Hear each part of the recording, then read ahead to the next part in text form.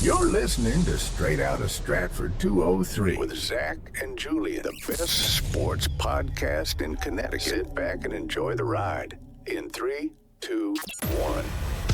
Straight out of Stratford, slinging takes like Stafford, talking all the big games, have a beer right after. When it comes to the facts and the stats we provide, better know that our names will be up in the rafters. What is going on, guys? Welcome back to the Straight Outta Stratford podcast, episode number 23. I am your host, Zach, along with my co-host, Julian, and I just want to say, I can't believe we've done 23 episodes already. Yeah, I know. We're pretty deep into this now, 23 full episodes. Obviously, we hope you guys all had a happy Thanksgiving. We're glad to be back in the studio recording. Hopefully, it was a happy and healthy holiday for everyone. Obviously, over the past couple of weeks, we had a lot of crazy stuff going on in all of the major sports throughout the world right now. Obviously, we're going to start off with a little bit of some NBA talk because that's right now one of the biggest things. So we did see Giannis Antetokounmpo officially come out and say that him and his agent are currently looking at changes for their future, looking at maybe a possibility of being traded or potentially staying in Milwaukee amid a 10-13 start for the Bucks. They are at the bottom half of the Eastern Conference right now. I know that's been a big issue for Giannis. He wants to compete. Now, here's the thing, right? Before the season started, there were rumors circulating that the team he wanted to play for was the Knicks. I saw that same rumor. And now I bought into it, and I think you bought into it a little bit. I did a little bit, for sure. And we were so gung-ho about the Knicks going and trading for Giannis that we didn't expect them to be performing as well as they are right now. Yeah, they've been playing really well, and I don't really think they've needed them. But I don't think my question is if you look at the Knicks now, obviously they had their struggles with Mike Brown in the beginning, but right now it looks like they're firing on all cylinders. Absolutely. Well, also getting Jalen Brunson back was huge for them, too. And yes, Brunson back is huge, but I'm pretty sure if the Knicks get Giannis, Cat knows he's getting traded. Well, yeah, that's the thing is, like, I was a little skeptical about the whole trade myself at first, seeing that the projected trades and the mock trades that were coming out had like Karl Anthony Towns, Deuce McBride, and like 4 picks. It's like, listen, I love Giannis. I think he's extremely talented. Not Giannis. Well, I know. I was going to say something different, and I kind of went into that. Giannis, you know what I mean. But yeah, I really like Giannis. I think that he's one of the top players in the league, and it would have been a great addition. It's just the sake of how much that they would have to give up for him. It's like we already saw them give up so much for Mikal Bridges. I don't know. Obviously, I'm assuming he'd probably garner more because I think that out of the two players, I like, again, Bridges a lot, but Giannis is a premier player in the league. So are you willing to give up 3 players, including Karl Anthony Towns, Deuce McBride, maybe another bench player, and then 4 or 5 future picks? It's a lot. It's a lot. I like Giannis. I said that before. I just don't know if I would want to give up all of that. Here's the thing.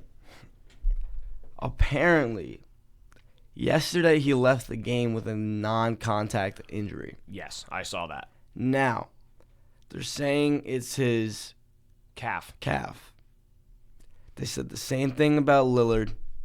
They said the same thing about Halliburton. Tatum's was pretty obvious. It was his Achilles. Yeah. But when they say it's their calf, they said the same thing with Kevin Durant. When they say it's the calf, there's a good chance the Achilles is most likely torn. It's possible. So, well, I think the big thing that they've said as well, too, is even if it's not the Achilles that's torn, it could affect how well it holds up in the future. If the calf is bothered, it could end up being something that arises and, ends up turning into an Achilles injury. I hope for his sake it's not. Now, if I'm teams, right, I'm not saying I would be staying away from Giannis. I'd just be very cautious. Oh, absolutely. I'd be cautious too. I wouldn't want to call up the Bucks and say, hey, what do you want for Giannis? and they ask for Cat, they ask for Anunoby, they ask for McBride, and they ask for 3 firsts, right?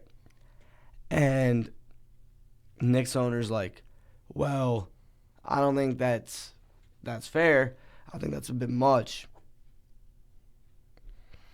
And then the Bucks GM convinces him it's fine. Giannis plays his first game for the Knicks, and he tears his ACL. Or his Achilles. Yeah, no. See, that's the thing. That's the thing that I don't want to happen, because No. then you look at the trade and you're like, oh, the Bucks definitely won that. Well, especially with the way that the Knicks are sitting right now, they don't necessarily need Giannis on the team. The team has been very, very good so far. No, I know. They have a lot of talent throughout the roster. The big thing that I've said is I like the fact that Mike Brown is genuinely using the bench. I saw, Kolek play fairly well the other night, which is, again, like I said, big one. Not having Landry Shamit's been a little bit of a concern for me, but obviously he's not like the big star player. How long is he out for? I have no idea how long he's out for. I know he's out for some time. I'm pretty sure they said it was a sprained shoulder. So thank God it wasn't like separated or even bigger of an issue that required surgery. I'm assuming he just needs to rehab and he'll be out for a couple weeks. So that's obviously very good news. But so far, like even Jordan Clarkson's been very good for the Knicks as well. Yabusele's been very, very good for them. Like they have tons of talent on that team in regards to depth and starting power. So I don't necessarily think that they'd want to go get Giannis at this point right now. Obviously, hearing it, like the thought of it and having Giannis in a Knicks uniform is fantastic. Exactly. I'd love it, but I would absolutely love it, but it's just dependent on how much you would want to give up for him. That's the only thing. Here's the thing that I've been seeing, which I could see being very possible, which would be very, very scary. Which is? Him going to OKC. See, now I didn't hear OKC. I heard another major one would probably be the Los Angeles Lakers. Well, I only heard and thought of OKC because not Nico Harrison, who's the OKC GM? You're asking me? I'll look it up. Go for it. They did acquire a bunch of first-round picks in recent years, and they don't necessarily need them. They don't need them, number one. Number two, I think they have the assets to go out and get them without having to give up Jalen Williams, without having to give up Chet, without having to give up SGA. Well, no, they would not be giving up SGA. Well, no. They'd be drunk if they did. Well, no, but what I'm saying is they have the assets to acquire him, yeah. You're right. No, and I could see it. And I think that would be by far the most favorited team in the West. They're already the most favorited team in the West. That would be unfair. Yeah, it would be very unfair. Now, speaking of OKC, there was another name that was floated around, so we can kind of get into this person, was the whole Chris Paul situation. Yeah, Chris Paul got sent home by the Clippers. Supposedly he had a little bit of a clash with Tyronn Lue and the management and the front office as well. Obviously, I guess he was saying that he was trying to hold players accountable. Obviously, we know that he's been in the league for a significant amount of time. He's a Hall of Fame player, one of the best point guards that I've gotten to watch during my lifetime. So having him come out and be a part of the organization that he basically helped found Lob City when he was in Los Angeles, and they basically come to him and say, hey, yeah, by the way, see you later, you're done. You know, in his retirement year, he's already said at the beginning of the year this would be his final year. So the fact that they screwed him like that is kind of crazy. Now, I don't know how in depth it goes. All we've heard is that they did have some clashes within their management along with Tyronn. I have no idea what exactly happened. Now, here's what I'm gonna say. Number one, that whole situation is messed up. Absolutely. Number two, now if I'm Chris Paul, right? Mid-season, and he knows it's his last year. I don't think he cares about getting a ring or not. I'm not positive. If I were him, I don't know why this hasn't been done. He's played for a decent amount of teams, right? He's played for the Clippers. He's played for the Hornets. He's played for the Rockets. He's played for the Suns. He's played for the Suns. He's played for the Pelicans. No, not Pelicans. No, it was... Yes, I think he did play for the Pelicans. He's bounced around like crazy. Then he also played for the San Antonio Spurs as well. He played for the Spurs. The Warriors. Yeah, no. The reason why I kind of brought him up Now- is I saw people saying he should sign with OKC and go get himself a championship ring. And he did play for OKC too, but now it's his last year, and nobody hates Chris Paul. No. Why doesn't he go play at least like 10 days with each team he played for to get a farewell from each fan base that he played for? Well, I don't because like you have that. It's not the best option, but it's not a bad idea. it's not. I just don't see that happening. I think that would be very far. I think it's far very of a far-fetched, shot. but Yeah. but he doesn't. There's no guarantee he'll get to go to every city that he played for That's true. during the actual season. I don't really think he's all too concerned about that. I think No. he's going to get a farewell from pretty much any team anyway. Yeah. Because, like I said, he's been one of the better players that I've at least gotten to watch throughout my time, growing up and watching basketball, seeing him first come into the league with the, I believe it was the Charlotte Hornets was the team that drafted him, and that's where he started. New Orleans Hornets. Or the New Orleans, New Orleans Hornets. Wasn't it? No, it wasn't New Yeah, Orleans. it was New Orleans Hornets, and then they moved to To Charlotte. Charlotte. Yeah. Well, regardless, seeing him come in and do what he's done throughout his entire career, he's gonna end up getting they were the recognition. New Orleans Hornets, and they changed it to the Pelicans, and the Charlotte had the Bobcats. Yeah, and then the Bobcats changed to the Hornets. Yeah. But regardless, like I said, he's been all over the place. Obviously, he's been in the league for a significant amount of time. Now- he's going to get a farewell regardless. So that's the big thing. I want to speak about something Sure. that happened last night for the first time in this man's entire career. Oh, yeah. Or 10 years, or however long. No, it's like 19 years. Yeah, 19 years. Yeah. I saw somebody, well, I'm just going to say it. LeBron scored under 10 points for the first time in a long time. Yeah. And I know there's one fan who lost 15 grand. I saw that last night. DraftKings may be drunk. I can't believe they allowed me to bet this, and he put $15,000 on LeBron to score more than 10 points, or 10 or more points, and he ended up, I believe, only with 8 points that night. Yeah, that was crazy. I was seeing people make, those big comparisons and say, oh, well, the crazy thing is the last time that LeBron didn't score more than 10 points, the iPhone was just released or something. Like, obviously, I'm not saying that it could be true, but like they were bringing up all the stuff that had happened before LeBron had the streak go on, or from when he started it to now. It's crazy the fact that he did that. But they won, so he didn't really won. care. He didn't care. And he shouldn't. What I'm saying is that when people like see LeBron, right, most of them see him as like the GM, like Yeah. I run the team, play through me, whatever. But I think he's starting to realize that he's not the same age as he was when he was Le GM, and it's kind of, he's like, all right, I could try and drive to the basket, but I could also get hurt.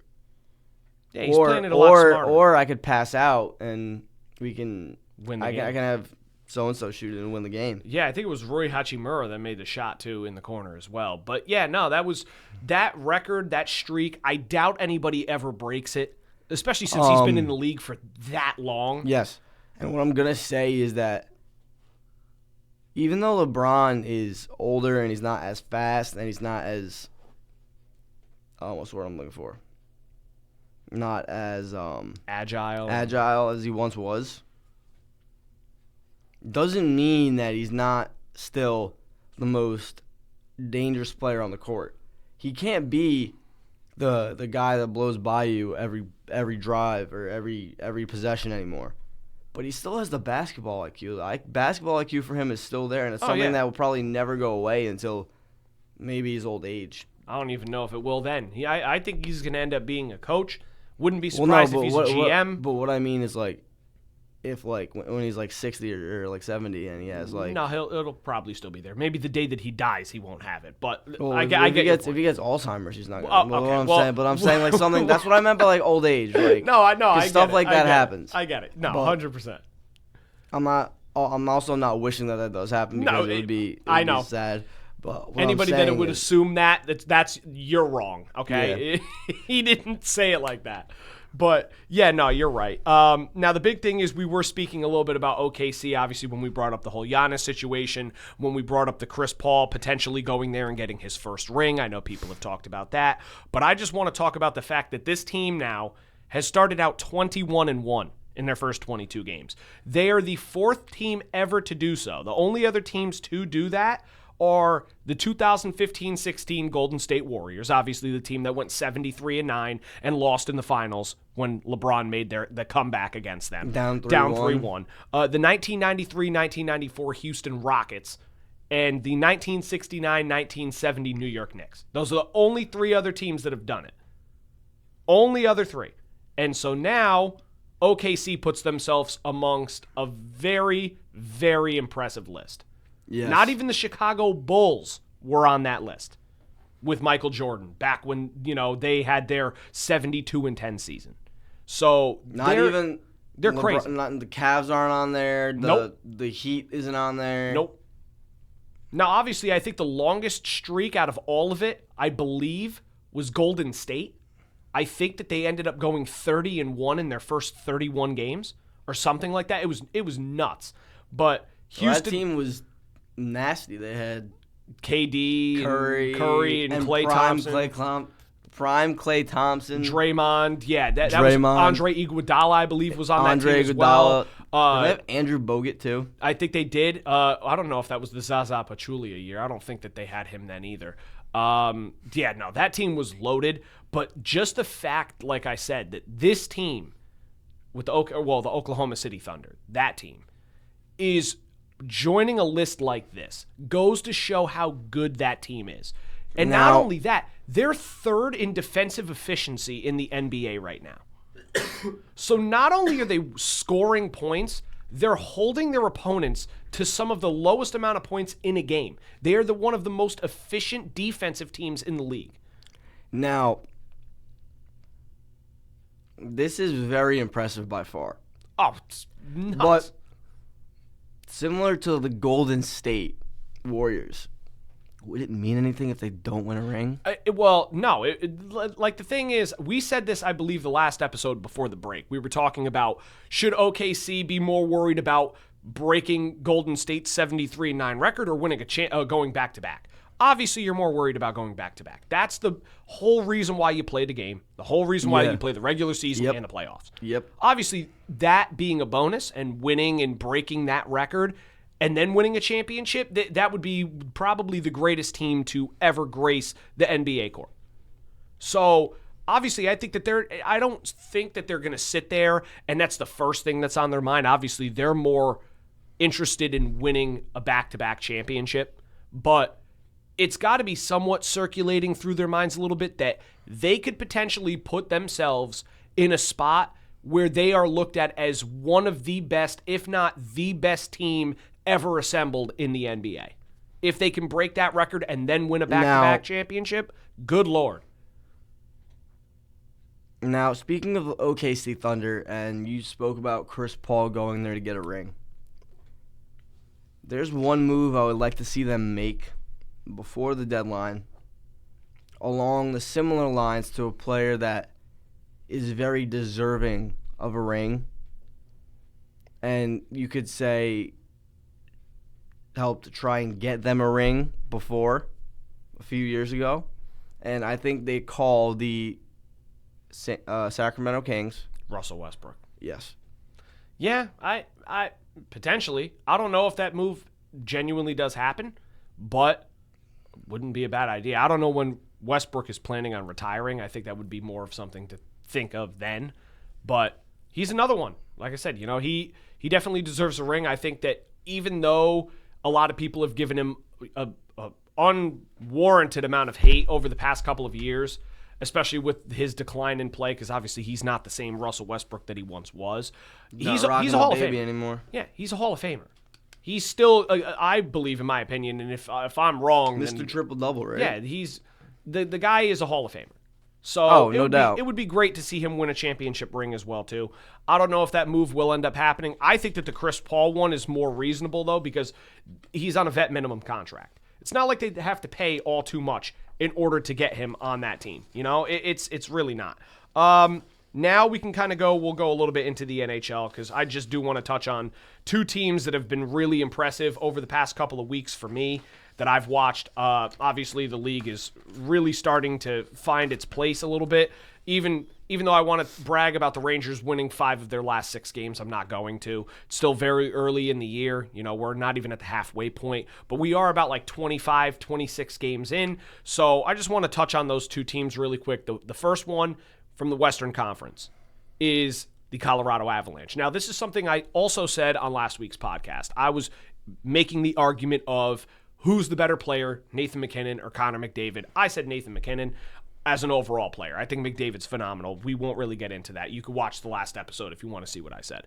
But Colorado has been on an absolute tear as of late. They've only lost 2 games in regulation through the season so far. They're 8-1-1. They did lose to the Islanders last night in regulation, which is their second loss in regulation through this season so far. Nathan MacKinnon leading the team. He's been incredible. He's got 46 points through those games so far. But the big thing that I really wanted to talk about with them is one of the things that concerned them going into other years as well as this year was their goaltending situation. And Scott Wedgwood, who's the starting goalie for the Colorado Avalanche, has been awesome so far this year for them. Big reason why they've been able to accelerate their level or improve their level of success. Obviously, he's got 13 wins so far in the season. He's 3rd in goals allowed per game, which is incredible for him. I think it's a 2.07 goals per game average, which is very, very good in the NHL. Not many goalies are under 2. I think there's only 2 of them so far that are, and he's the only one the lowest one that is over 2. He's been really impressive. Obviously, when you have a team with some of the guys that they have, I mean, I could go through the list here. McKinnon, Cale Makar, Gabriel Landeskog, Brock Nelson, Marty Necas, Arturi Lehkonen, Sam Girard, Brian Burns, Devin Taves. I mean, the team is so loaded from top to bottom. I would not be surprised if this could be another year that Colorado goes back to the Stanley Cup and potentially wins another one. Obviously, if Nathan MacKinnon gets his second cup, I'm going to sit here and say even more. I think that the gap widens a little bit between him and McDavid. But again, Colorado's been one of those teams I just wanted to touch on. Extremely good this year. Like I said, would not be surprised if they make a deep run. The other one in the Eastern Conference is the Washington Capitals. Now, the reason why I bring them up is because a couple weeks ago, when we were doing the show and I was going through the hockey stuff, I was talking about the teams that started out hot and the teams that started out cold. Washington was at the bottom of the Eastern Conference. They are now in first place in the Eastern Conference. They came all the way back. Yeah, they're nuts. They're on a 6-game win streak. Won 9 out of the last 10. 9 out of the last 10 games. Obviously, the big thing is Alexander Ovechkin, I believe, now has 911 career goals. Insane. The guy is ageless. He's a monster. One of the best players. Well, okay, I'm not going to say the best player. One of the best players that I've watched. Yeah, because Crosby's up there. There's a couple other names that are up there. Well, I didn't really get to watch Gretzky. Well, no, but considering like one of the best of all time, yeah, Gretzky is up there. Well, yeah, but for me, he's the greatest goal scorer I've ever watched, without question. Obviously, the numbers are there, but they've been extremely good so far this year, too, obviously after their slow start. Now, that was accredited a lot to just lack of 5-on-5 play. Power play production was really low. They did have a couple key injuries that's hurt them a little bit. But seeing guys like Tom Wilson, John Carlson, Jacob Chikrin, Ryan Leonard, the new draft pick, Dylan Strome, the guys have been awesome. Obviously, other than that, they do have a very good goalie tandem in Logan Thompson and Charlie Lindgren. Logan Thompson right now is the number 1, but Charlie Lindgren as your number 2 is a very, very good option. He's obviously tortured my team a lot in playing against them. But they, like I said, they started out really slow. Now they're finally starting to find their footing. They've been extremely good. The production's there. Ovechkin's continuing his run at being the guy that he is, as well as seeing a step up from a lot of other depth guys as well. They're doing this all without Pierre-Luc Dubois, who's been hurt. I don't know how long he's out for, but I know he's set to miss some time. So the fact that they've done it without him is pretty impressive. But again, those two teams Obviously, we saw Washington as one of the best teams last year during the regular season. Colorado's been a threat ever since Nathan McKinnon's been in the league with them. These two teams have been incredible to watch. Even if you're not a fan of them, watching their play style and seeing what they can do with teams, especially during regulation or even in overtime, it's incredible to watch. They've been awesome. And I'm curious to see how well they play towards the end of the season as the stretch comes up, including the All-Star break. But just wanted to really touch on them really quick because you got to appreciate hockey greatness when you see it in guys like McKinnon and Ovechkin and the teams that they are on. Speaking of hockey and it usually being connected with winter, isn't there... I don't know if it's this year or... No, it's next year. Right? The Winter Classic? No, the Olympics. The Olympics should be in 2026, I believe. So I believe that is next year. That should be coming up. Yeah, so it's coming up in the next year. That will definitely be exciting. No, wouldn't it be in the next few months? Well, I don't know. I think it's the Is it the Winter Olympics or the Summer Olympics? Winter. I think it's the Winter Olympics. So no, that would probably end up being late 2026, I believe. Because I know they're also doing the World Cup upcoming this year too, because there are games at MetLife. Yeah. So I don't even want to tickets. The next Winter Olympics will be held in Milan and Cortina d'Ampezzo, Italy, from February 6th to the 22nd of 2026. Okay, yeah, so it is the start of 2026. Yeah, so that's right around the corner. Yeah. That'll also be fun to watch. Obviously, watching the Olympics is really cool. The hockey in the Olympics is incredible, too. So I'll be excited to watch that. But speaking of winter, we can kind of get off of winter, even though we are sitting in it right now. Middle of winter. But we're going to talk about a sport that's more played during the spring, summer, and early fall, and that is the MLB. So obviously, we did see a bunch of trades happen over the past couple of weeks, as well as some signings during the offseason. The first one, which is one that I've wanted to bring up to you, obviously I know he's wearing his Yankees jersey. What a shock. I know it's not the guy that I'm about to bring up because he is no longer a New York Yankee, and that is Devin Williams, relief pitcher for the New York Yankees, signed with the New York Mets. 3 years, $51 million. I know some of the money is deferred, but as a Mets fan, I don't really have a full reaction to the signing yet. And the reason why I say this because it all depends on how he plays. No. Well, that too, but it all depends on what happens with Edwin Diaz. Because if David Stearns says, you know what, we're going to get Devin Williams, but we're going to keep Edwin Diaz, and Devin Williams is your 8th inning guy, and Diaz is your 9th inning guy, I think that's a phenomenal move. But it would be amazing. But that would be one of the best 1-2 punches in late innings in the MLB. But if Diaz leaves and Devin Williams becomes your closer, I am going to be absolutely livid. And when that news does crack, depending on where he goes, you are going to see one of two sides of me. You are either going to see very good me, very happy me, or you are going to see the biggest crash out in our podcast's history. And I can promise you that. Where's the one team you don't want him to go? Well, there's two teams that I don't want him to go to. Where? One of them is the LA Dodgers. Oh, I don't want him to go to the Dodgers either. Because they're already back-to-back champs. We don't need them going for a third time in a row. I mean, I know there's the argument that they're ruining baseball. I'm not going to sit here and say they're ruining baseball because it's fun to watch them play too. I just don't want them to keep winning over. They're turning into the Kansas City Chiefs of baseball, obviously for different reasons. The Chiefs are good because they're managed well and they have great pieces. But the Dodgers are just spend money, no cap, effect on them, and just buy everybody and put the best product on the field.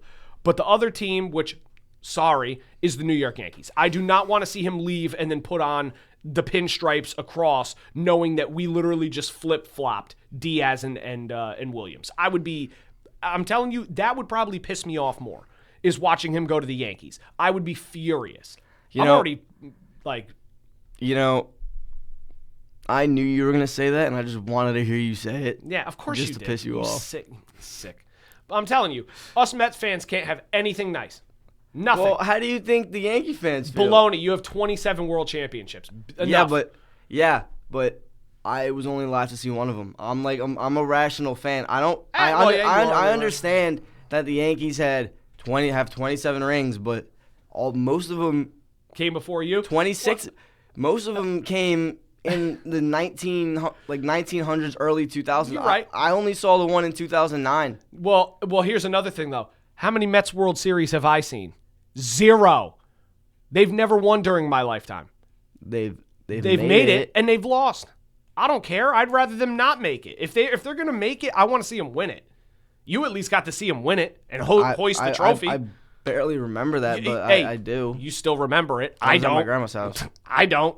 I don't ever remember seeing a Mets parade. I don't remember seeing a World Series trophy because the last time they won was 1986. I was not born. That makes sense. So, at least you've seen it. But what I'm gonna say is that what I don't like is that the Yankees aren't. They're known for a team that prospect hugs, right? And when they go out and they do trade away their prospects, they're not. I'm not saying it's their fault directly, because obviously it has something to do with the agents. But you saw this with Soto, and you're seeing it with Williams. They're not extending them. No.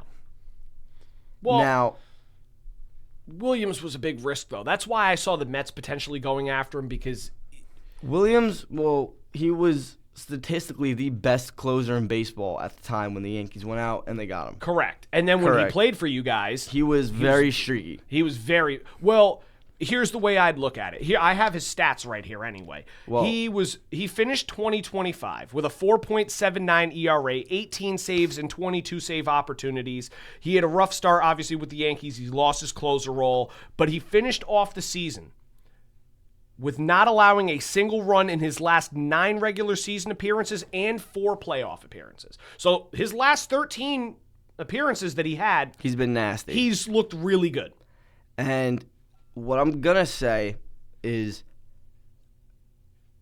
I know when he was traded to the Yankees, he said he was happy to be there. I don't think he wanted to be there at all.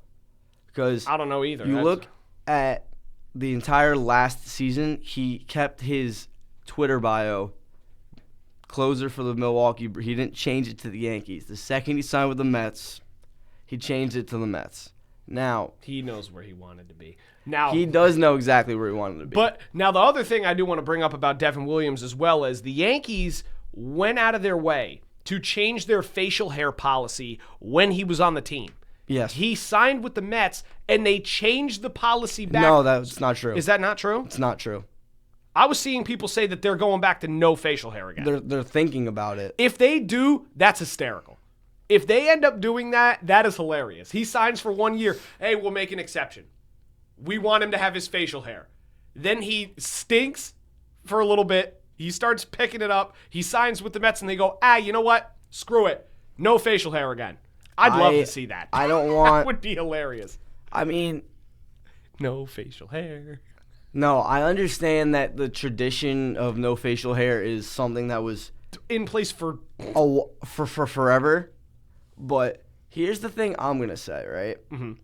You have players that come to New York and can't handle the pressure and whatnot. Mm-hmm.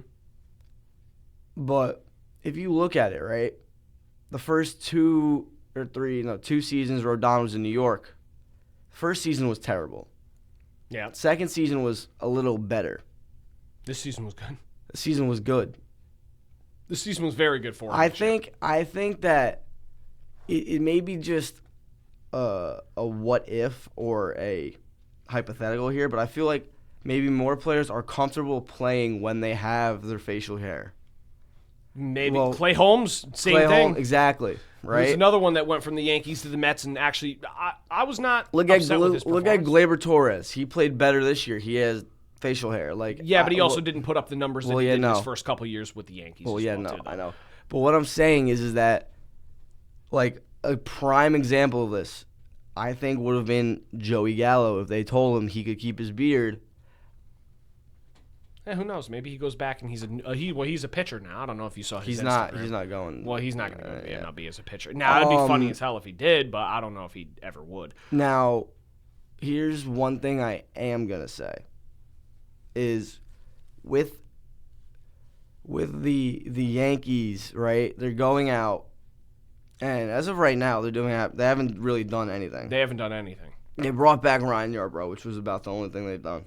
I didn't even hear that they brought him back at all.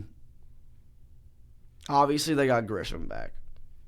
Which that dude, did you hear that dude on the fan that called up? No. Oh my! He was not happy. He was livid. Now, Screaming on the phone. Oh man. Now we see, obviously the Yankees starting rotation isn't as much of an issue as it was last offseason. Last offseason, I almost crapped my pants because we just got humiliated in the World Series. And our clear-cut number one said, yeah, so long I'm opting out of my contract. So I thought Cole was going to leave.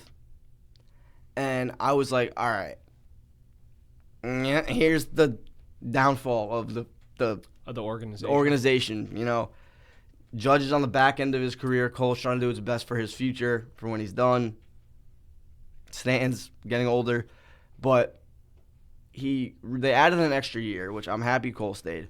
They went out and they signed Max Fried, which might have arguably been one of the best offseason signings last offseason. I could agree with that. Now this season they're sitting somewhere where they might have too much starting pitching. And it might be and I saw something that said Cole and Rodon might be out till May, which with their abundance of starting pitching, that might be a good thing for them. Maybe. But you found guys that you weren't really expecting to do well or weren't really expecting to perform how they have. Right? Mm-hmm. Obviously, Cam Schlittler was one of their top prospects. It was a big surprise for them. And when Clark Schmidt went down, most of the fans were like, season's probably done. And then they said they were calling up Schlittler, and that was the smartest thing they could have done instead of going out and trading for a guy like Dylan Cease, who went and didn't even stay with the Padres. Well, we'll get into him. But what I'm saying is that they have guys like Will Warren and they have Luis Heel, but they have Cole, they have Fried, they have Rodon, and that Schlittler is, I believe he should be a shoo-in for the rotation he's next going to be year. a shoo-in. I was even hearing that they want to go sign one of the Japanese pitchers that's currently on the market as well, too. If they get those guys, they may have one of the best pitching staffs, or at least starting 5 rotations in the league, period. A lot of people look at the Dodgers rotation and they're like, hands down best, because they're up there. They're up there. But they're definitely up there. They're up there, but what people aren't realizing is that the Yankees rotation isn't bad. It's just no, not at all. No. Well, like I said, we'll get there. Obviously, we will talk about some other ones. And another thing that I've been seeing is, this probably isn't going to happen, but I talked about them prospect hugging, and I talked about them trading prospects for players that haven't re-signed.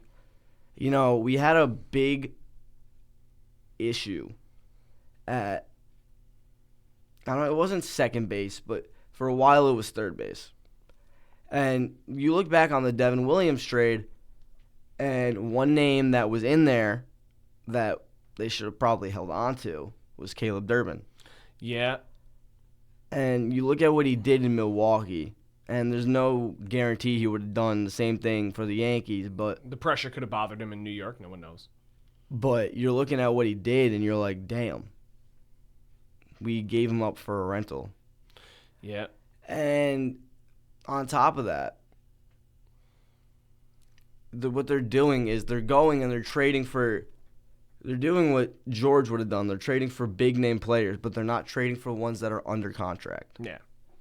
I think I've been seeing rumors about this. I heard Michael Kay say this.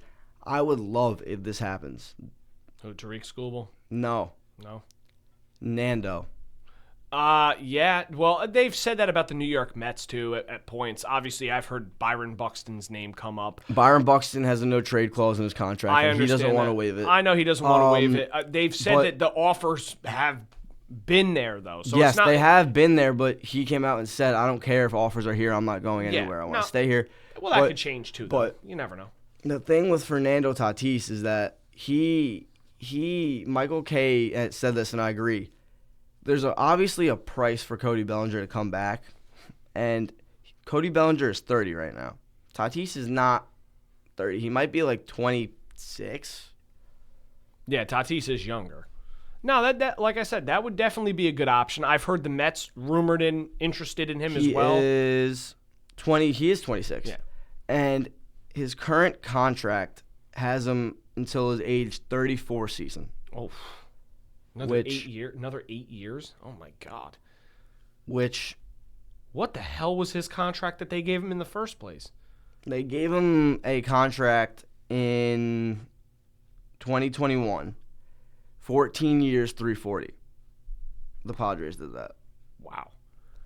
Which at the time in 2021, he was 21 years. No, he was 22 years old. That's still nuts. A 22-year-old getting a $340 million contract? Oh, my God. Well, I don't Wander Franco. He got a big. Well, yeah, look at how that ended exactly. up. Look at how that ended up. But now, good. His duration is 14 years, right?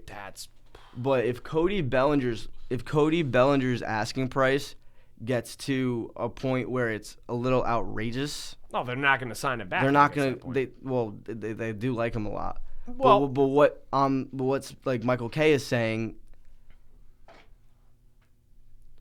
they should just pivot. Well, yeah, if it gets to a point that it's not worth the price, make a move to go get somebody that's worth that money. I get that. That makes sense. Maybe they would.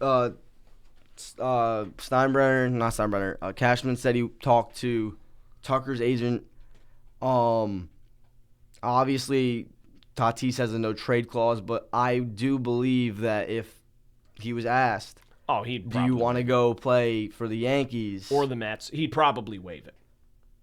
Yeah, I'd be very surprised if he didn't. I do think that the Yankees obviously have the prospect talent to go out and get him, acquire him. I've heard rumors that the Padres GM said that he's untouchable, but if you look at it, they obviously have to free up some money. Well, in the words of Ted DiBiase himself, famous WWE star, everybody's got a price. Yes. If they offer him for the right amount of prospects and a player, I would not be surprised if they say, hey, you know what? You got it. There you go.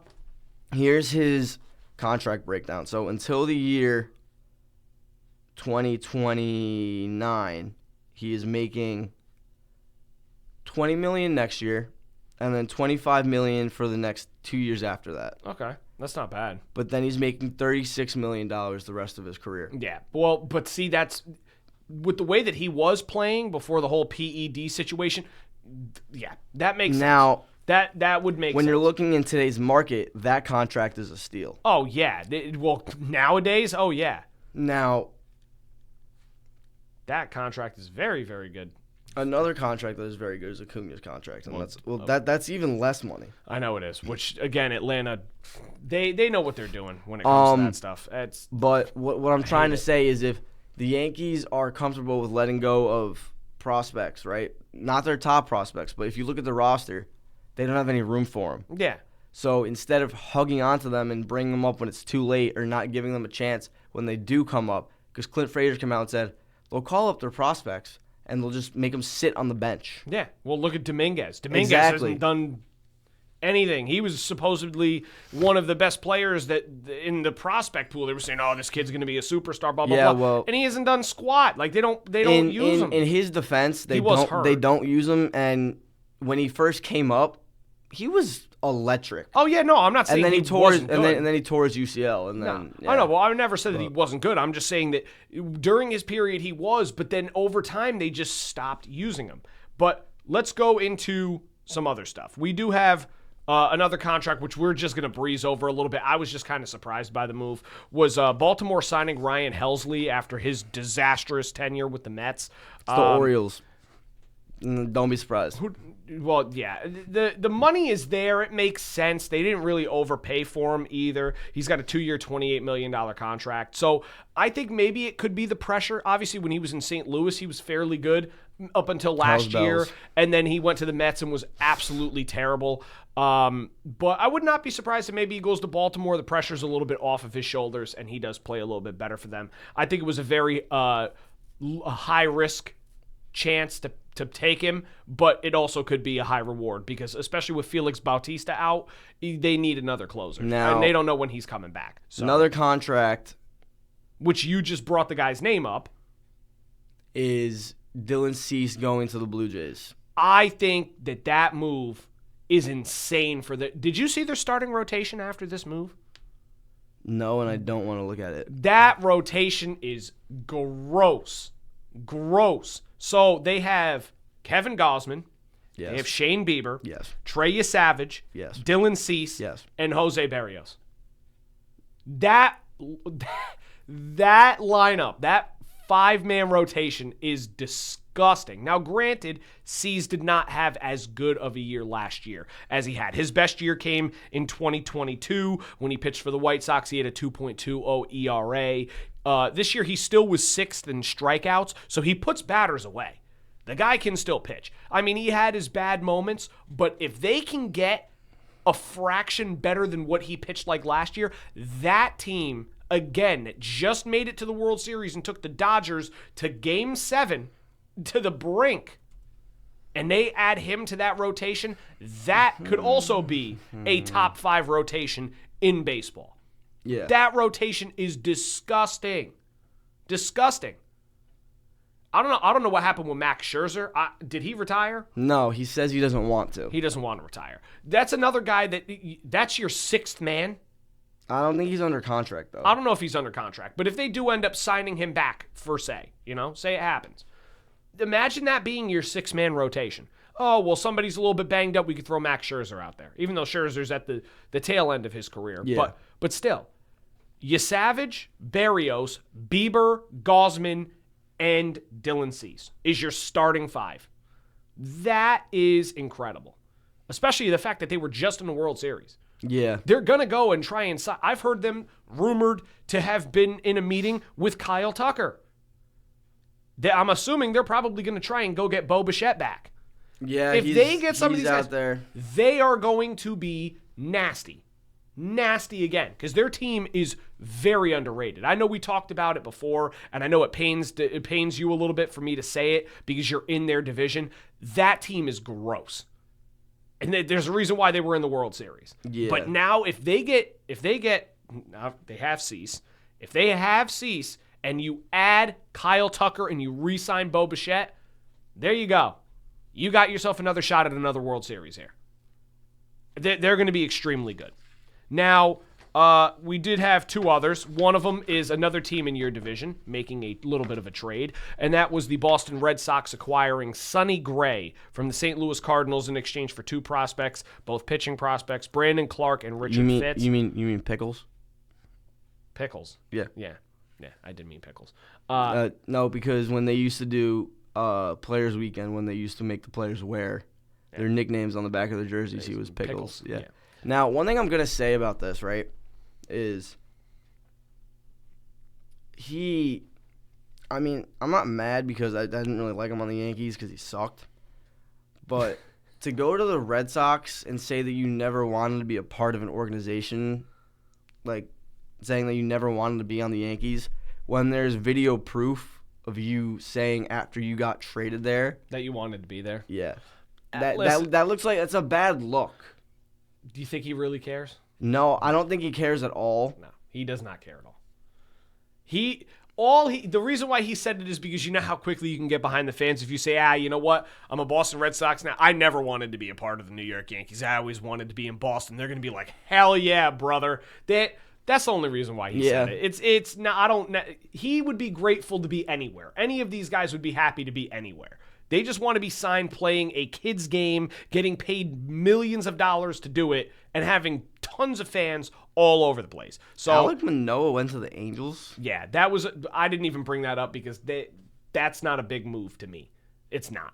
Now, big move to me was what the Mets did before the Devin Williams shenanigans.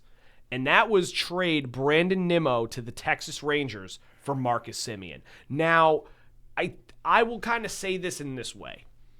I think there's a reason why they did, or more than one reason why they did it. The first reason is because, as we saw, David Stearns has said that he wanted to improve the defense of the organization. That was a big problem that they had last year. Brandon Nimmo was originally your center fielder. As he's gotten older, he's been a little bit slower. He hasn't been as effective as a fielder, so they moved him to left field. They did not like that. Now, he's a fan favorite. I liked him a lot. The flying squirrel. Hold on, we'll get there. But like I said, Nimmo's been a fan favorite. A lot of guys liked him. He's been with the organization for I think 10 years he was with the organization for. It was tough to see him go, especially when he batted extremely well last year. Now, getting a guy that's 35 in Marcus Semien, now although his hitting has declined. He's 35? Yes. His fielding has been very, very good. He finished the season with a 3+ WAR, and it mostly came from his fielding. So the Mets did accomplish that one thing, and that's they went out and solidified the second base position, which brings me into my next point, which you just said. They went out and got themselves a solidified second baseman, which means Jeff McNeil, bye-bye, buddy. You're gone. Especially with all the rumors that have come out over the past couple weeks where the tensions between McNeil and Lindor and Soto all kind of clashed, and it's the reason why the team was not as effective in the beginning of the year and middle of the year last year.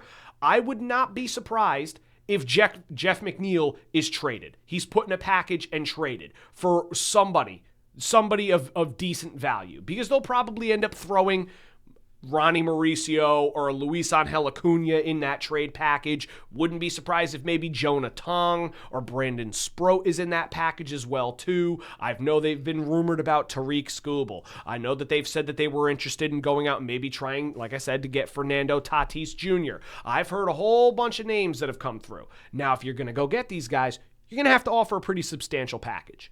But you could probably add a little bit of scrap in there. Now that you have Semien at second base, that spot's full.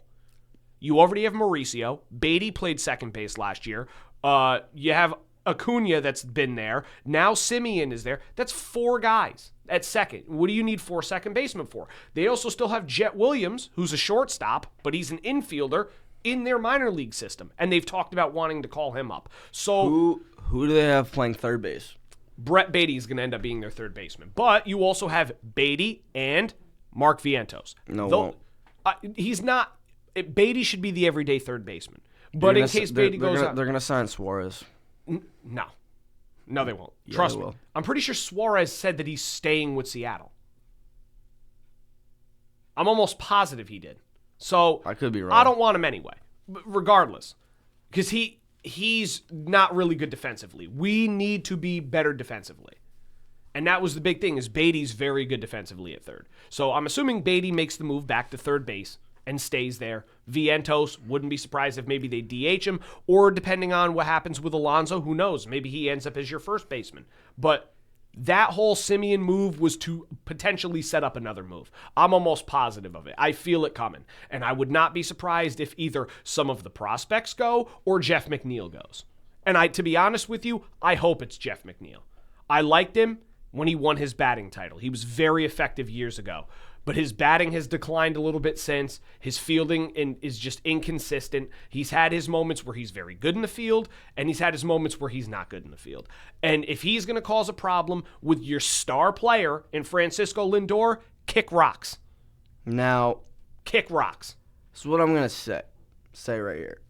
So, obviously, Jeff McNeil, they're looking for a spot for him. Like, you probably can't stick him anywhere, right? No. He's a second baseman. I would say plop him at third, but it doesn't No. really. Nope.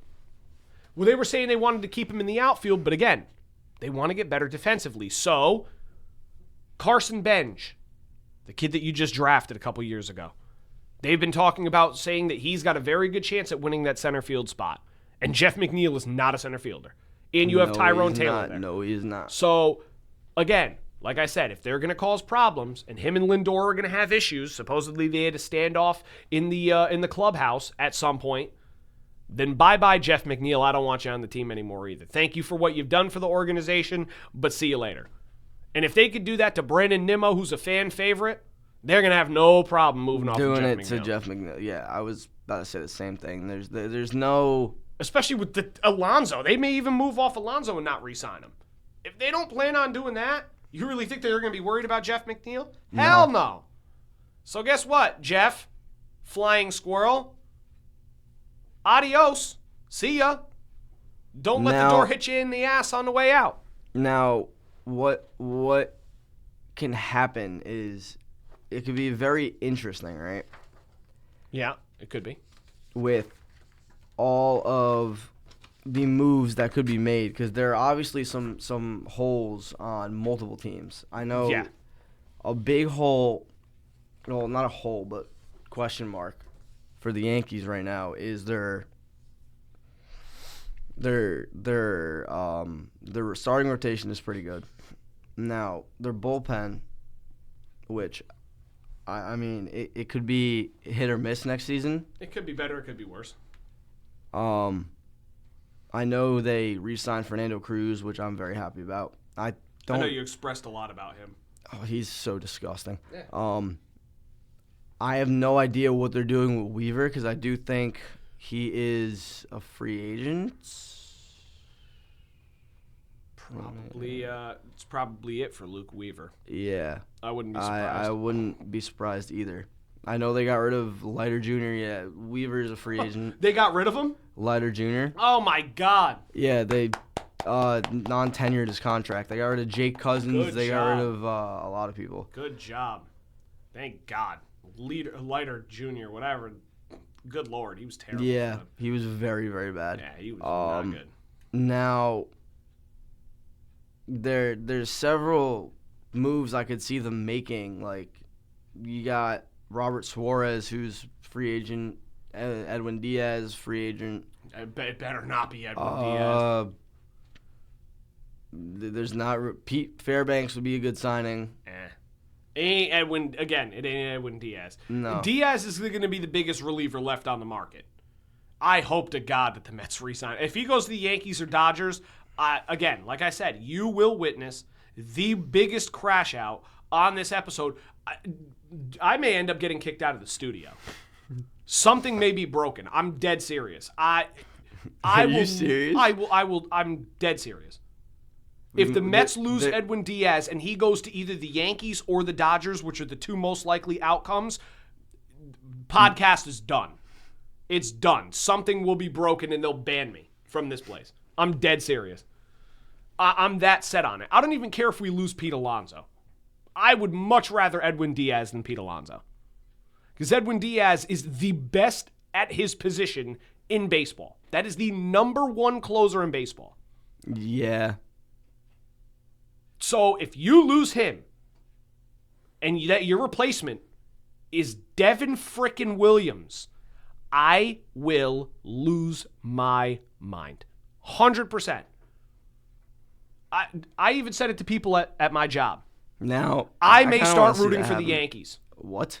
If he leaves, I may start rooting for the Yankees. I'm dead serious. What? Edwin Diaz is one of my favorite players on that team. He's been one of my favorite players on that team. And if they let him go to either the Dodgers or the Yankees, that's enough. I've seen all that I've needed to see. Especially after unless Devin Williams comes out and turns into the second coming of Christ. It's not happening. I would be furious. If he comes out and he looks like Devin Williams of the Milwaukee Brewers, all right, you know what? Maybe David Stearns was cooking a little bit because that was his guy in Milwaukee. That's where Stearns came from. So I get it. But if he goes to the Yankees or Dodgers and he looks the same as what he did on the Mets, and the Mets get no bullpen help, especially with Williams as their closer, and he goes to like what he did with the Yankees, I'm telling you right now, it's over. It is over. Now, what I'm hearing is that if Cashman is watching this, which he probably is not. No, he's not. The Yankees should go out and get Edwin Diaz and Pete Alonso. No, stop it. Okay, we're getting off of baseball now. Otherwise, I'm going to lose my mind here. We'll go into a little bit of college football because we saw a lot of crazy stuff go on with that in the past couple of weeks. Obviously, we missed last week because of, Thanksgiving, so we weren't here. So we weren't able to really touch on it much. But the week prior, when we were talking about some of the coaches that were going to end up being moved, I said there was one of them, which we will mention his name later on in this, it was probably just rage bait.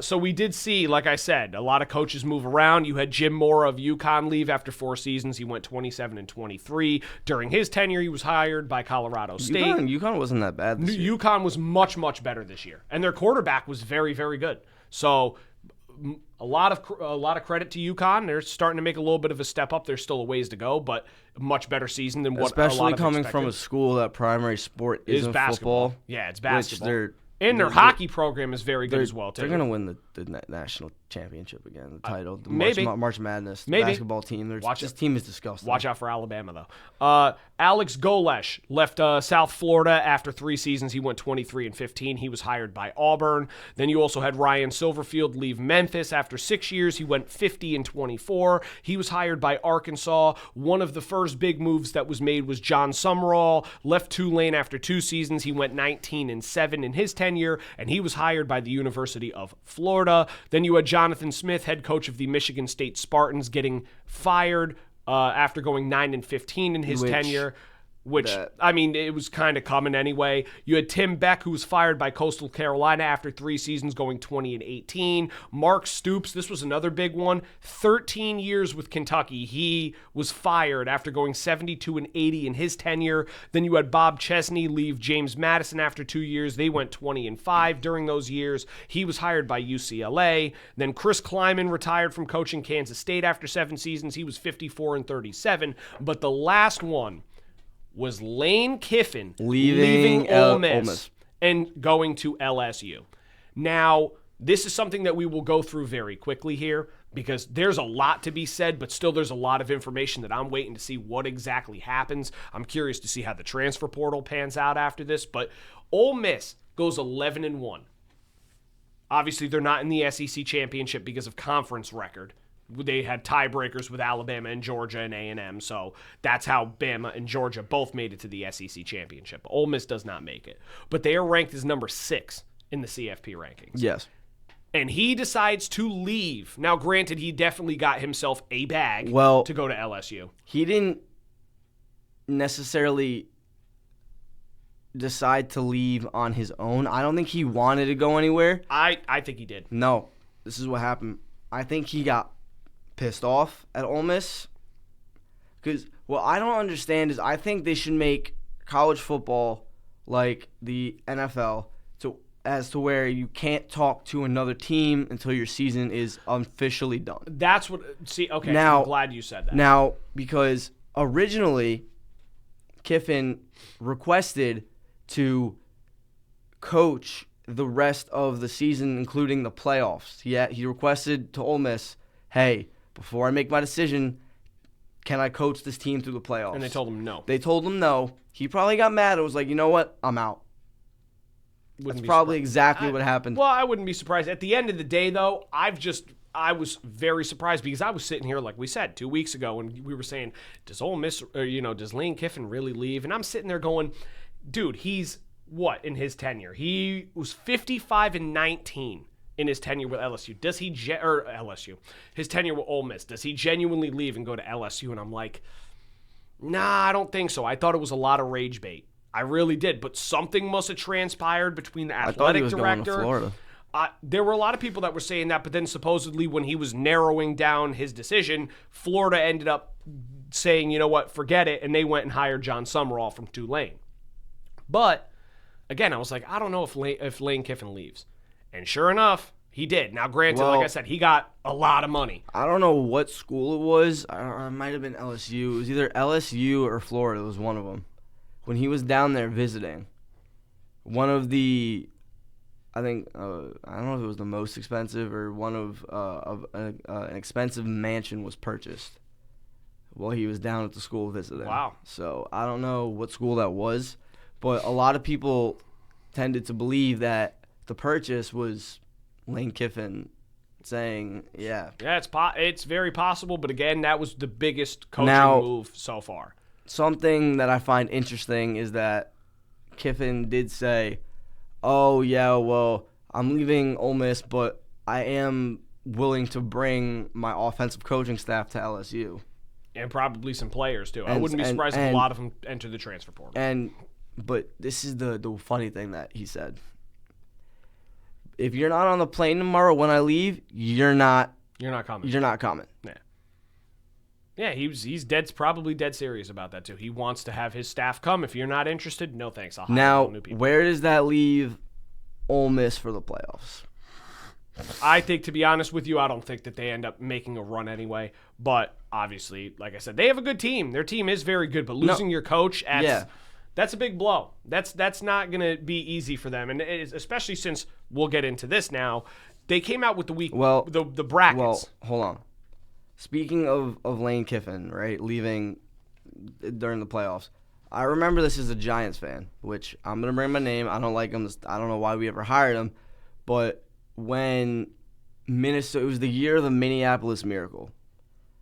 I do believe they lost to the Jags the week after. And I was kind of like happy because we had already, I don't know if we had already signed him, but we had already like confirmed that Pat Shurmur was going to be the next head coach of the Giants. Mm-hmm. Like, okay, he's talking to other teams. He got a job, but he kind of told them, hey, I'm going to stay with the Vikings until they're out of the playoffs. Mm-hmm. Why couldn't Lane Kiffin say that to LSU? I don't know. I don't know if they didn't even let him. I don't know if he chose to say, you know what, I'm going to do my job search anyway and see. But like I said, I think it was handled very poorly on both sides maybe. I couldn't really tell. I want to see what more comes out about the whole thing. The one funny thing that comes about all of this is Will Weeks. Yeah, his daughter's boyfriend, who's the linebacker for the LSU Tigers, and now he gets to coach his daughter's boyfriend. That's going to be very interesting as well, too. And plus, he's going to have tons of probably sorority girls that he's going to be messaging at LSU now, since that was a big tradition for him at Ole Miss anyway, you dirty dog. So, speaking of the playoffs, like we kind of mentioned, the brackets are fully set. Ole Miss would currently have a matchup against the conference champ number 4. Now, obviously, that's not set yet because the conference championships are coming up tomorrow. Well, before we talk about the playoffs, one thing we can do, well, I do want to speak about this because it hasn't happened in forever. Ohio State beat Michigan. Oh, yeah, no. I kind of saw it coming. And Alabama did beat Auburn in a very, very close game. Yeah, no, I'm not saying I was surprised, but a lot of people were saying, Ohio State can beat any other team but Michigan. Well, they handled Michigan Bryce Underwood, Well, Ohio State's defense and offense are both pretty good, like one of the best in the country, if not. Plus, Bryce Underwood was also still a freshman. Yeah, so. It'll take time for him to develop too. I think he'll be a very good player down his career. But like I said, now we'll get into the conference championships. Now, this is what I'll kind of say on it. So, if you look at the conference championships that are being set up, you have Troy versus number 25 James Madison for the Sun Belt Championship. Troy's 8-4, James Madison's 11-1. Okay, makes sense. North Texas, number 24 in the country, takes on Tulane, who's ranked number 20 in the country, for the American Championship. North Texas is 11-1. Tulane is 10-2. Then you have the SEC Championship between number 3 Georgia, number 9 Alabama. Obviously, we know where their records are. Georgia 11-1, Bama 10-2. Number 11 BYU, who's 11-1, takes on number 4 Texas Tech, who's also 11-1 for the Big 12 Championship. You have the game of the week, in my opinion, which is the number 2 Indiana Ohio State versus the number 1 Ohio State. Both teams are undefeated, sitting at 12-0. Which we both did agree that we didn't see any team going undefeated. Yeah. And they both did. So. And they both did. But obviously one of those teams will not finish undefeated.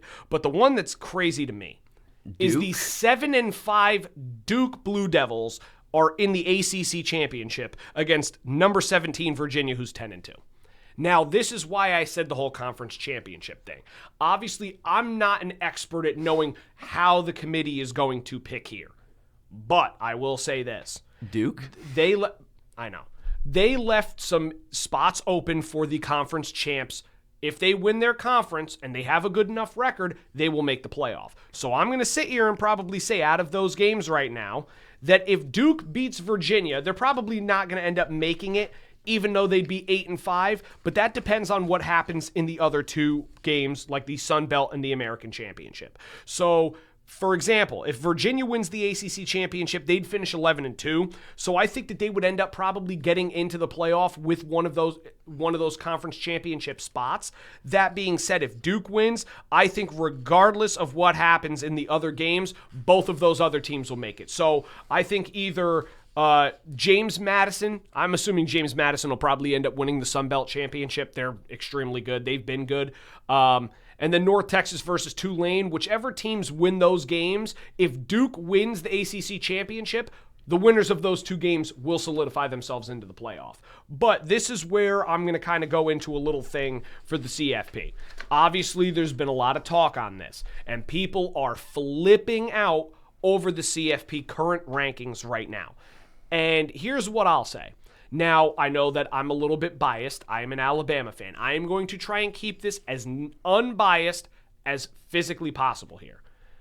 I don't understand how a team like Miami, who beat Notre Dame, is ranked lower than Notre Dame in the CFP ranking. They both have the same record. Doesn't make sense to me. They've played head-to-head, and Miami beat them. Yeah, and Miami beat them. Very close game, but Miami won.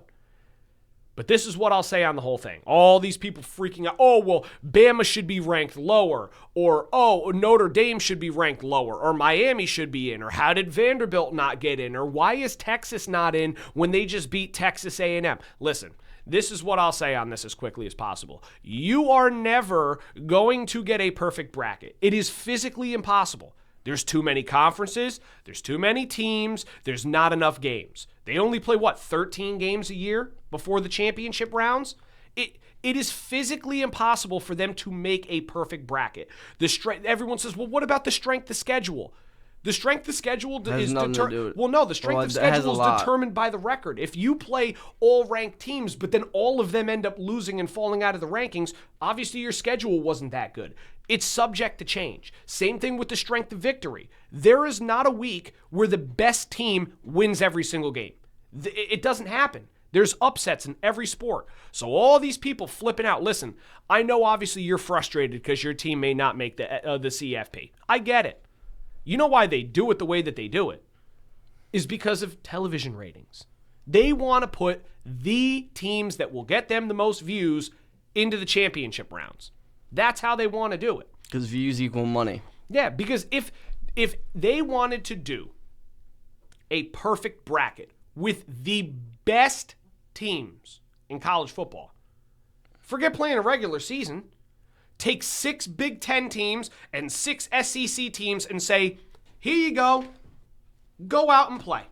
Those are your teams. Take Penn State, Ohio State, Michigan, Oregon, and 2 other teams, Indiana and someone else. And then from the SEC, take Georgia, Bama, Vanderbilt, Texas, Oklahoma, and I don't know, Tennessee or Auburn or whoever ends up being good that year. Yeah. Take those teams and put them in.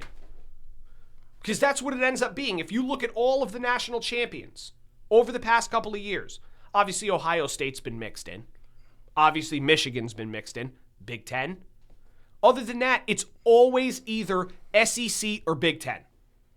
I mean, they had a couple years where Clemson won in the ACC. But ever since the CFP started, other than those years that Clemson won, all of the teams are literally either Bama, Georgia, Ohio State, LSU, Michigan. That's it. So everyone's going to be bitching and complaining and saying, oh, well, you know, what am I supposed to do here?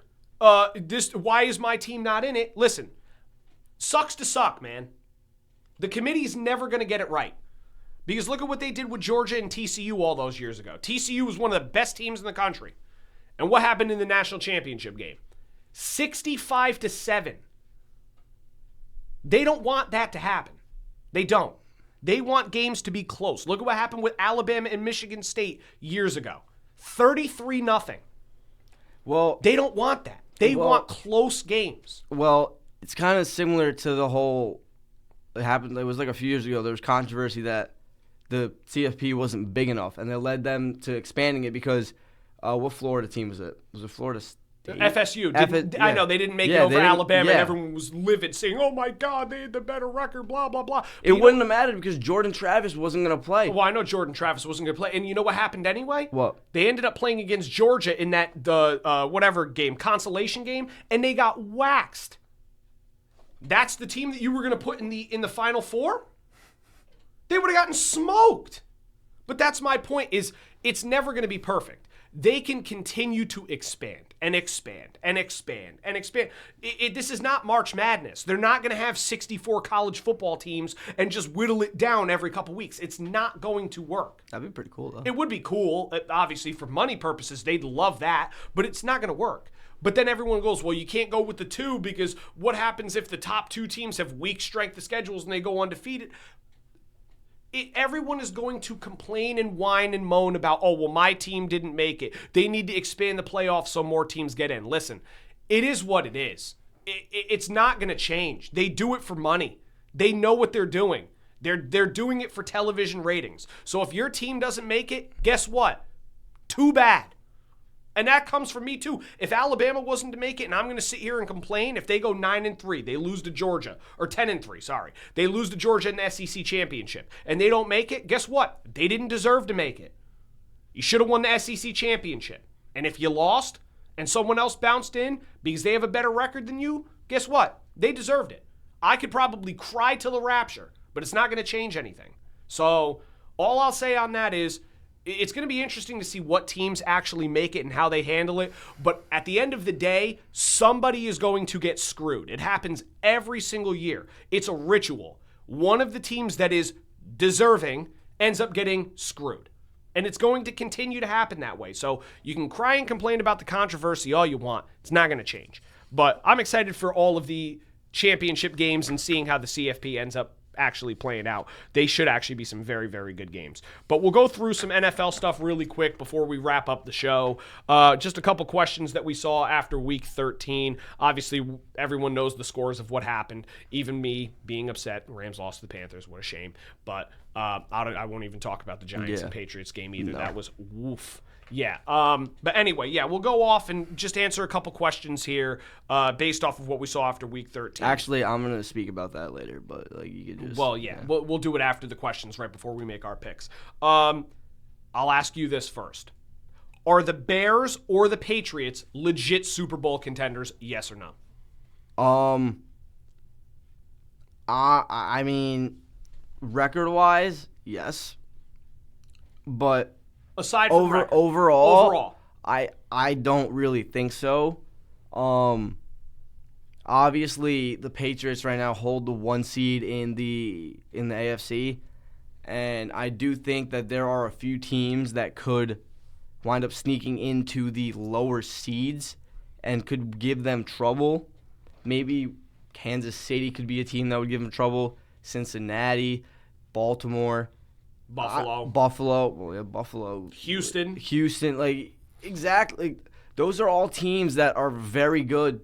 You know, Cincinnati's defense isn't really the best, but what I'm trying to say is that, we were saying weeks ago that Baltimore is no shot at making the play. Lamar came back. Baltimore's back. Joe Burrow came back. Cincinnati played well. Cincinnati played well with Joe Flacco. Yeah. That's true. Now, here's what I'll say on it, to be honest with you. I agree with you. With the Bears, I do think I don't know. It's kind of difficult to decide for the Bears. It's not for me. No. No, I don't mean, I'm not saying it's difficult to decide whether or not, because right now they are, nobody saw this coming, leading the NFC North, which Yeah. Big shocker. Not for long. Not for long, no. That's what I'll say. I don't think. I just think that they're better than people give them credit for, but they're not. Overall, they're really not the best. Okay. Yeah. Because they've had games where they should have lost, Giants. And they beat the Steelers, which was a close game. There's a lot of one-possession games. Yes, they've beat up on Dallas. Yes, they've done. I'm damn saying this. Caleb Williams does look better than he did his rookie year. 100%. I agree with that as well. And too. I think the big issue for the Bears is kind of similar to the Eagles. They have too much star talent, right? Okay. You have 3 really good receivers in DJ Moore, Odunze, and you got Luther Burden. They also have Olamide Zaccheaus, too. And they also have Cole Kmet and Colston Loveland. Not to mention DeAndre Swift is in the backfield. And Monangai, too. Like, they are good. Here's what I'm going to say on it, to be honest, though. I think that if any team was going to be more of a Super Bowl contender out of those two, it would be the Bears. No, it would be the Patriots. The Patriots have the 7th best scoring offense, and hold on. Yeah, it would be the Patriots. It would be the Patriots. Yeah, they have a defense that's ranked in 7th in yards per game, 5th in points per game, and they have the 7th best scoring offense in points per game and yards per game. They're offensively and defensively efficient. They will give the AFC a run for their money. And like I was going to say, I think for the Bears, the reason why I wouldn't say they're Super Bowl contenders is because if you look at how good the NFC is, you have the Packers. You have the Lions, who just won last night. You have the Seahawks. You have the 49ers. You have the Rams. You have the Eagles. All of those teams are very, very good once they settle in. Obviously, the Eagles, they beat the last week on Black Friday. But again, they could find a groove and things could start to work. They have a good defense as well, too. I think that it would be harder for the Bears to win the NFC than it would for the Patriots to be the AFC. I think the AFC is very wide open. Obviously, you see Denver sitting at the top. Well, yeah, because if you look at it, right, at the top of the AFC, you have Denver, Indianapolis is somewhere up there. Jacksonville. That's what I'm saying. I didn't think about it that way. I just meant, like, I thought, like, overall, like, talent-wise on the roster. Oh, yeah, no. I was thinking the Bears have more talent on the roster than the Patriots do. Yes, but the Patriots, like, situation-wise, I 100% agree. Yeah, that's what I was looking at, is everything taken all together. If you look at everything, I was just looking at talent. I wasn't making. I wasn't making like a. No, I get it. Talent-wise, you're 100% right. Talent-wise, 100%. But everything taken into consideration, the way that the conferences look, I would rather take the Patriots than the Bears. Now, the only reason why I don't think the Patriots are Super Bowl contenders is kind of what you said. I think that they lack experience. They have a very young team. They have a good quarterback, good head coach, good defense. They have a very bright future. They do. I just don't think that they're ready yet. And and to be honest with you, if they go down into the playoffs and they have to play against a team like Kansas City with Mahomes, Buffalo with Josh Allen, the Ravens with Lamar, Joe Burrow and the Cincinnati Bengals, if they squeak in, I would take all of those teams over the Patriots to win a playoff game. Just because it's a different environment. Drake May's never been there. He's never had the pressure on his shoulders. They've had a little bit weaker of a schedule. They haven't truly been tested. Even Buffalo had a bad week against them, and Tampa Bay was banged up. I want to see them compete against some of the premier talent. I even think Indianapolis would give them a run for their money. So I don't know about Indy. Well, it all depends on Indianapolis. If they stop the run game, then yeah, and the Patriots' run defense is very, very good. But what I'm saying is anything can happen. If I'm in a playoff situation with any of those teams, I would not favor the Patriots. But I think that out of the two teams, the Patriots definitely have a better shot at being a Super Bowl contender than the Bears do. That being said, the second question. Which team do you think is more likely to lose their division lead? The Jacksonville Jaguars or the Tampa Bay Buccaneers? Because right now, both teams, the Colts are sitting right behind Jacksonville. They have the same record at 8-4. The Buccaneers are 7-5. The Panthers are 7-6. So they're a half game behind. Which team do you think would lose their spot first? I mean, I gotta say, the Jaguars. I would agree with you. I just think the Bucks are too good to just mess up. I could see it. Knock on wood. But what I'm saying is that I forgot who they played last week. The Bucks. The Bucks Yeah. played the Saints. They played the Saints. Saints. And they won. Yeah. Now. No, the Bucks play the Saints this week. They play the Saints this week. The Dolphins played the Saints last week. The Bucks played. I think they had their bye week last week. No. No, because Bucky Irving played. Oh yeah, you're right. Dude, who the hell did they play? Was it the Cardinals? Oh yeah, that's right. It was the Cardinals. You're right. Because the Rams played the Bucks, then the Cardinals played the Bucks. That's correct. Yeah, for me in that situation, I agree with you. I think it's the Jaguars. I think that the Bucks, as they get healthier, will become more of a problem within that division. Especially I think with Mike Evans does come back this week. Well, no, not this week. Probably next week. I think that once he comes back, you have Godwin back now. Egbuka's still there. Bucky Irving's back. I think that they still have a better shot. Now, granted, if you look at their schedules, the Panthers' schedule down the line, they have to play the Bucks twice and the Seahawks in their stretch over the next couple of weeks. Now, Jacksonville has to play the Colts twice and then the Broncos. Yeah, if you look at it, you have the Broncos defense, which is really, really good. One of the best in the league. And then you have the Colts, who have one of the best offenses in the league at the moment with Jonathan Taylor and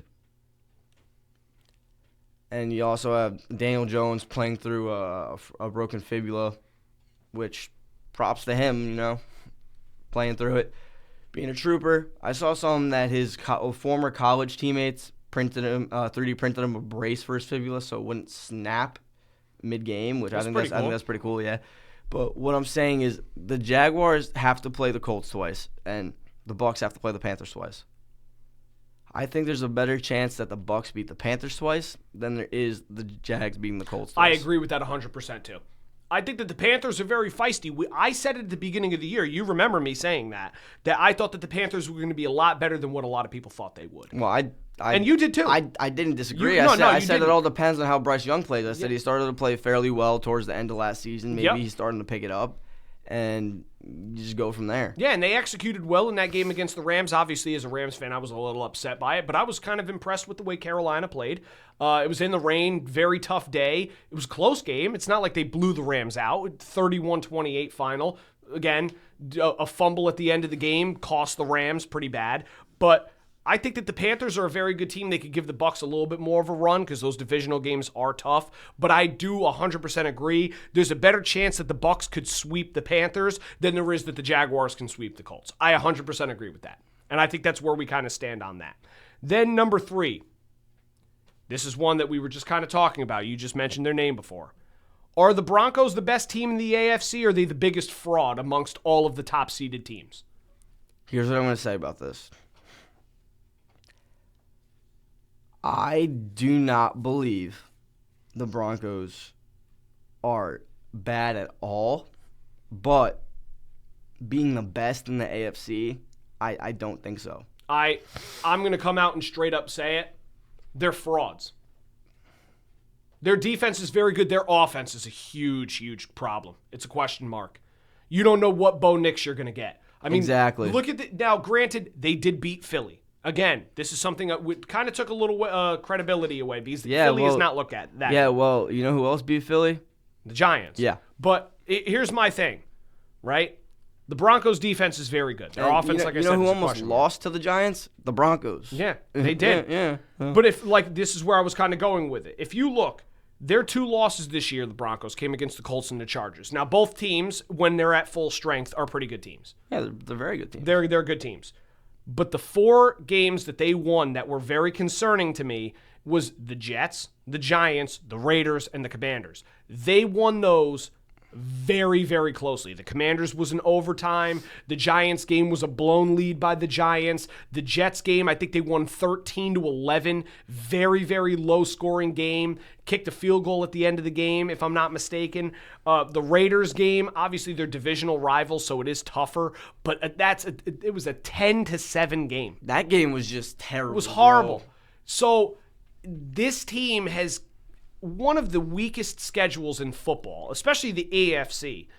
The fact that they are sitting at number 2 right now in the AFC, they are not a number 2. They're not. And listen, no disrespect, they've won games. They always say good teams find ways to win games. I get that, 100%. But similar to what I said about the Patriots, similar to what I said about the Bears, I want to see both of those teams play against top contending teams. Not the top contending teams meaning best record. I want to see them play against a team like the Rams. I want to see them play against a team like Philadelphia. I want to see them play teams like the I don't know who else you could probably mix in there. The Packers, the Lions. I want to see those tough teams that have good offenses. To be honest with you, I think Dallas would give some of these teams a run for their money. Dallas is actually playing very, very well. Dallas is playing extremely well. Now, granted, they did lose last night, but that was a great game. They put up 30 points.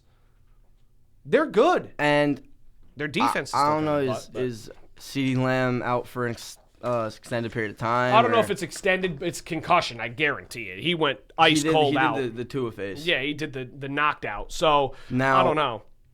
The only thing I'm going to say that is good for Dallas is that they do have George Pickens. And Pickens has been an animal, so no, that's now, we can do the last question. Yeah, we'll do one last question, and then we'll do our little picks I here. just wanted to say one thing quickly about the Giants-Patriots game after. But we do the question first. Okay, yeah, we can do the question first. Okay. Which team in the AFC wildcard hunt right now is the true threat that no one wants to see down the stretch? You don't have to agree with my answer. I have 3 answers. Okay. Bengals. Okay. Ravens. Okay. Chiefs. Wow. Okay. Three teams I could easily expect. For me, it's the Houston Texans. I was thinking about the Texans. I know their defense is absolutely the number 1 unit in football. Their defense is literally ranked number 1 in yards allowed per game and points allowed per game. They are the number 1 defense in football. Yeah, they're disgusting. And their offense is finding a groove. They've won their last 4 games, and look at who they've beat. They've beaten the Bills, the Jaguars, the Titans, the Bills, and the Colts. Those are 4. Now, out of all those games, Jaguars are 8-4. Titans are not good. The Bills are tough, which I was shocked that they won that game. And the Colts are, again, very good.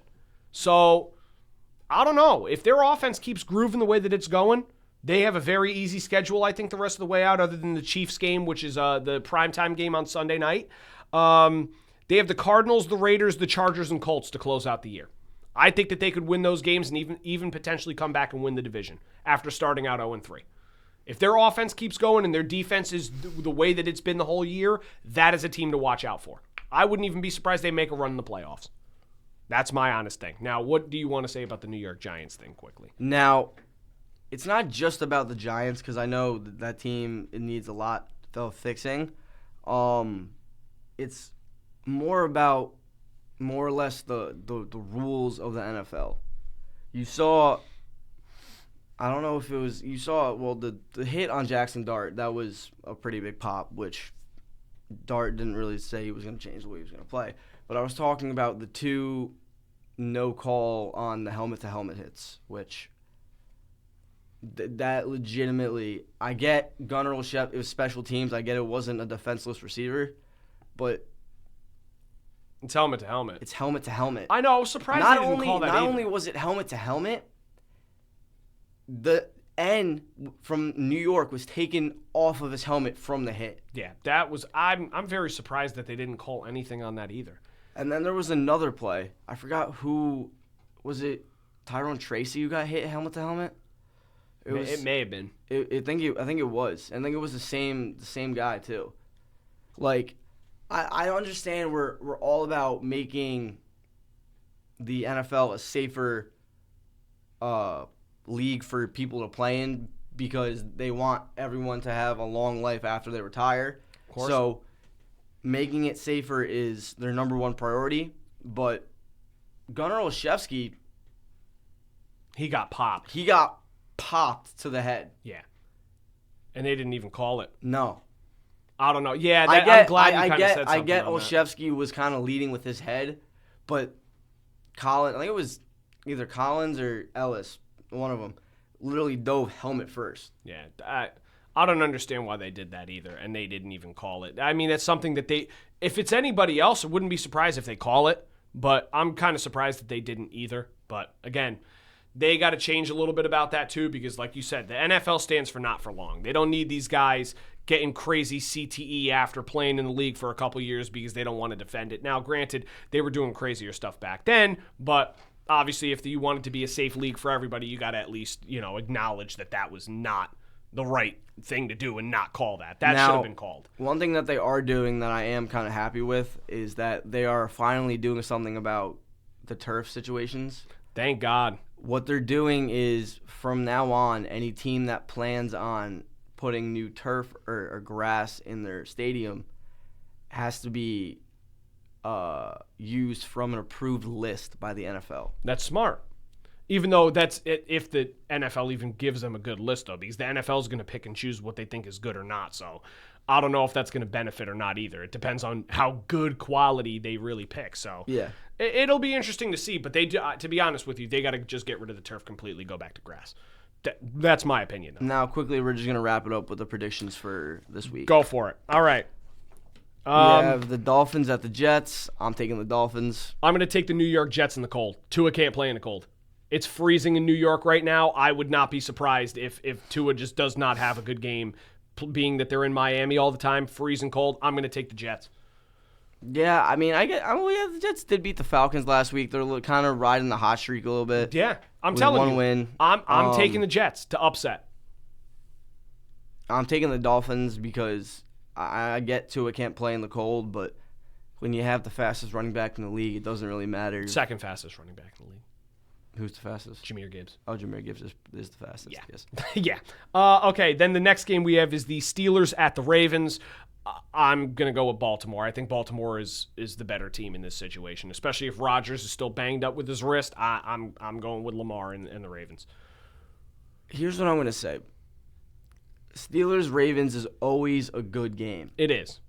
Now, if Rodgers is banged up, yes, I do think there's a chance Baltimore does win, but I am going to take the Steelers. Okay. Yeah, no, hey, listen, this one's a 50-50 ball for me, too. I'm just going with the Ravens, depending, because supposedly Rodgers is still having problems with the hand. He's still wearing the cast, so I don't know how great that'll go. Then we have the Saints at the Bucs. That's fairly obvious. I'm going to go with the Tampa Bay Buccaneers. I'm taking the Bucs. Especially at home. Then you have the Colts at the Jaguars. I saw a lot of people saying that the Jaguars could win this one. No, I'm taking the Colts. I'm also taking the Colts. I think that the Colts are the better team, and especially since they're tied now, Colts win this game, they move to first place in the AFC South. I'm taking the Colts. The game of Dookie, the Titans versus the Cleveland Browns in Cleveland. I'm going to go with the poop-colored team. I'm going to go with the Cleveland Browns. I'm taking the Cleveland Browns, too. I'm going to take perfect timing, Mr. Shedeur Sanders, to win that game over Cam Ward. Another game, the Commanders versus the Minnesota Vikings in Minnesota. I'm taking the Commanders. Jaden Daniels is officially back. I'm also going to take Jaden Daniels in that game, especially if McCarthy's supposedly playing. I'm taking Daniels over McCarthy any day. No. Then we have the Seahawks at the Falcons. I'm going to take the Seahawks. I'm taking the Seahawks, and I'm going to give props to the Vikings defense. They locked down Jackson Smith and Jigba last week. Yes, they did. Which is not easy to do. Thank you for killing my fantasy. Well, I wouldn't say kill my fantasy team. My fantasy team still went crazy, but it don't matter. I have JSN. As long as you made the playoffs, all matters. I have a first-round bye, baby. We're good. Then we have the Bengals at the Bills. I was thinking about maybe changing and taking the Bengals this game, but I don't know. I don't know if that defense is going to be able to stop Josh Allen. I'm going with the Bills.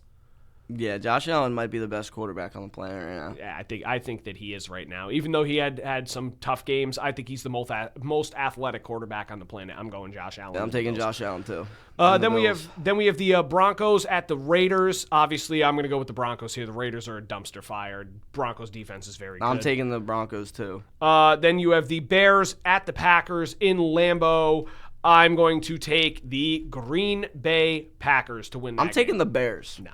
Yes. Nope. Bears offense is going to get locked up a little bit by that Packers defense. And plus, it's going to be cold. Lambeau Field, I don't know. Hopefully, there's a little bit of snow. I think that the Packers want this game, and they're, like I said, they're right behind the Bears for the division. Now, so this game, we have Rams at the Cardinals in Arizona. I'm taking the Rams.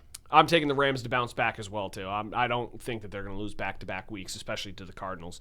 Then you have, like we said before, the primetime game, Texans at Chiefs in Arrowhead. I'm going to take the Houston Texans. You know, I'm also going to take the Texans. I do think that the lack of receiving, obviously Rashee Rice is the Chiefs' best receiver. No question, no doubt. Chiefs had trouble with beating Dallas, and Dallas. We said at the beginning of the year Dallas was pretty bad, but they're actually not. Well, they kind of figured things out. Offensively, they're good. Defensively, yeah, that's what I'm trying to say.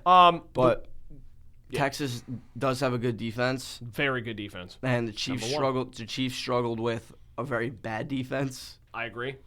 So I just don't think there's a way they come away with the win here. Other reason why I was going to say it is because I don't think the Chiefs have the run game for it. Obviously, Pacheco and Hunt have not been nearly as good as what they were hoping this year.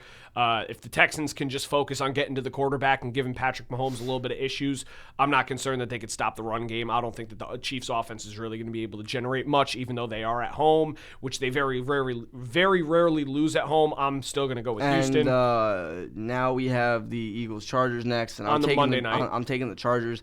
I just don't see the Eagles doing much for the rest of the season.